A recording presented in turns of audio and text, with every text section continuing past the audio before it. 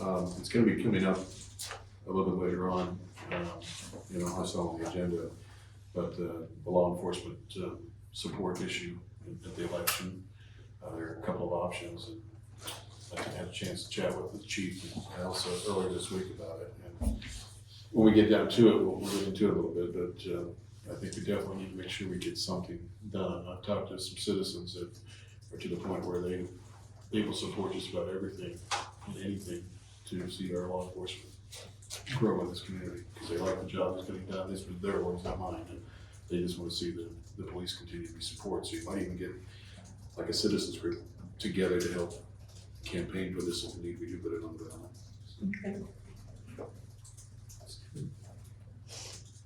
So good time to get that going. Yeah. And then with the Prop P, Alderman Thomas kind of introduced that a little bit.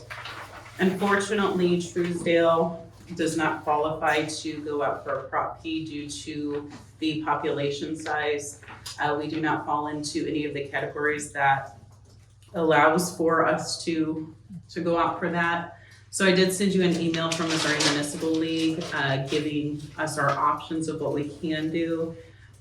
They recommended a general sales tax increase, and we would earmark that towards the public safety, and we would just need to make sure that we promote it that way also, if you all are interested in moving forward with that route.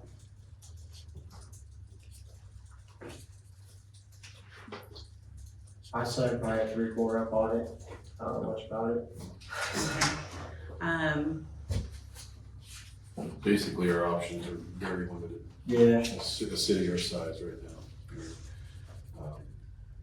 It's kind of inane in the fact that we cannot do a prop like Prop P, but it was put into effect, and Casey reminded me this the other day, that cities like Max Creek and one that shall not be named just down the road that tend to use tickets for their municipal funding.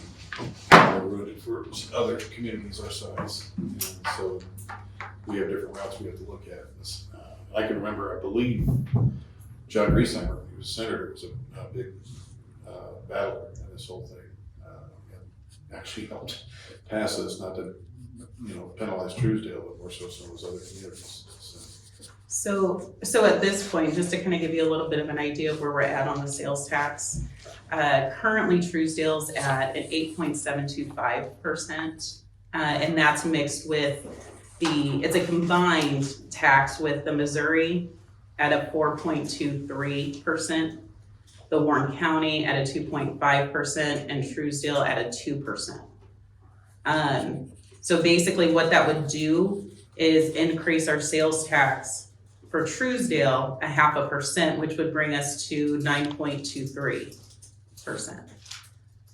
How does that compare to? So comparing to the surrounding jurisdictions, Warrenton is currently at a 9.48%. Wright City, I found a little discrepancy there also. They gave me two different numbers. What I had found was a 9.48% and an 8.475%. So an 8.48%. So I called them and they couldn't give me the right one just yet. So they're going to check into that, but they believe it is actually the 9.48% right now. I did look at Jonesburg also. They are at a 7.98%. Our two cities east and west of us are Yes, we higher, would. and this would still keep us under them. Yeah. Would that be a projected about raise for how much, Gio? So we did 0.5% for the transportation sales tax, and originally it was projected, and this was, I believe, in 2021. It was projected as a $60,000 a year increase for the streets. It actually turned out to be closer to a little over 90,000 a year.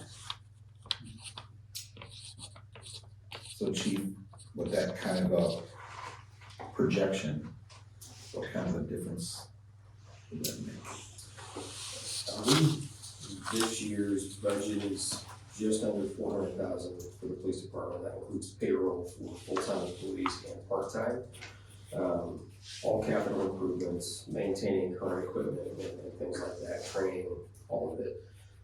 This will allow us to further some of those capital improvements, maintain equipment better. It will also allow us to, at some point, raise salaries, work on our retirement across the board with the city so that we can retain the people that we have, and then additionally hire someone else. It's a big deal for a small town. I know for a lot of places that doesn't sound like a lot of money, but that kind of money for a department like this is huge. And as we add more homes, we're going to need the additional help. You know, I hear comments from, citizens, whenever I call, sometimes Truesdale isn't on, and that's just the facts of it. We don't have the numbers and staff, and this is a progressive step to get us to that point. And as the city grows and we get more houses, those needs are going to increase. And I want over time to be able to add additional services, and those services cost money. And then the training, the upkeep, and then keeping that staff current and up to date, so that we don't lose them to other agencies. It's a big deal, and it's a big struggle in a lot of places with retaining law enforcement. Case in point, we put out that SRO position a month or so ago. When I started in police work in 2005, you had one job and 300 people in the room for that one job. And now you have one job and maybe 2 or 3 people show up. It's very different right now. So it's a big step for a small agency if we were able to get that, to keep us on track with growth. Well, it has been the track record with this community that when you tell them the purpose and they can envision that purpose, they get behind it. And with the streets, I mean, the proof is gonna be in the pudding when Smith Street gets done, that money went to something tangible.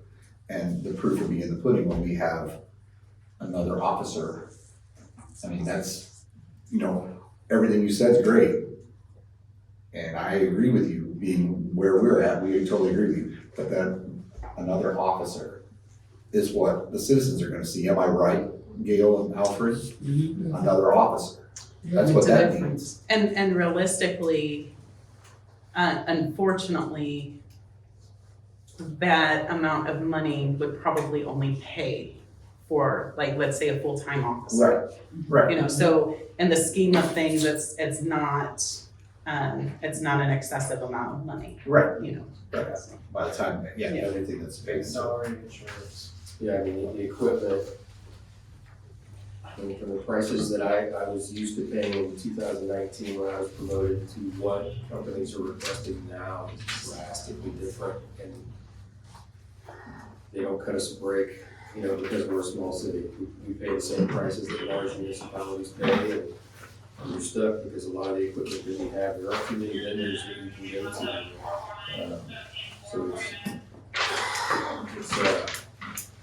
it could be trying times, but if this were to come to fruition, it's a big deal for small business. Well, I think you have to look at what you guys do, not just on the law enforcement side, but the community outreach. I mean, I'm still hearing from people about, the police officers being out there at Halloween and stopping in the neighborhoods and visiting with the kids and stuff, but we have people that live from out of state and here at Chills, they say, we didn't see that in our little gated communities we lived in when we were in Florida or Illinois or whatever. So you guys go a long way on that front too. And so with what you do now, with what you have, it's only gonna get better.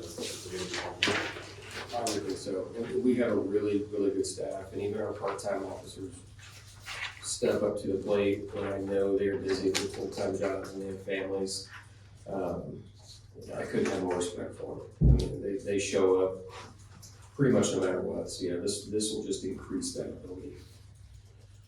So, I guess, I don't know what the rest of the board, but I would ask that if we can draft some type of ordinance on the sales tax front, unless, you know, Justin, if you wanna examine it more, that's fine too. But, would we have until the end of January or mid-January? Yeah, so we would need to be able to get an ordinance approved at the January 10th meeting so we can get that signed and submitted to the county.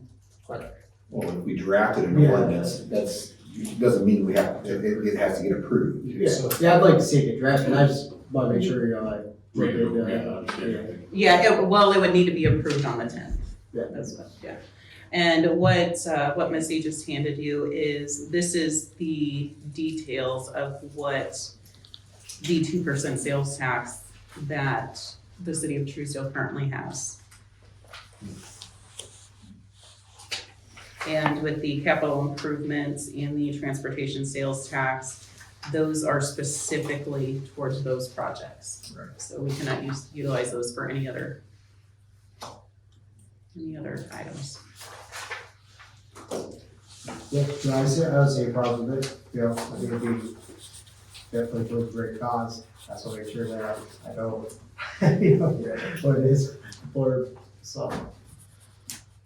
But then, I really hope we continue the SRO funding with the school as well, kind of that split, so.